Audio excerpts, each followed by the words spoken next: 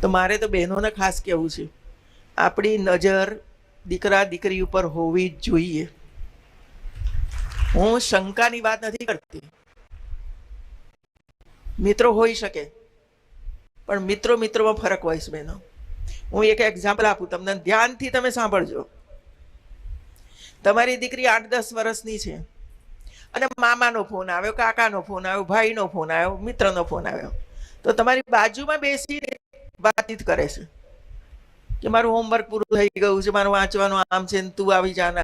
બધી આવી જ વાતો હોય નાના બાળકોની. તો જે દિવસે ફોન આવે અને એ બાજુની રૂમમાં જઈને વાત કરવાની શરૂઆત કરે ત્યારે શંકા કરજો એના ઉપર. એવું ત્યારે શંકા કરજો કે અત્યાર સુધી મારી પાસે બેસીને વાત કરતી હતી, હવે એ બાજુના રૂમમાં જઈને ધીરે ધીરેથી કેમ વાત કરે છે?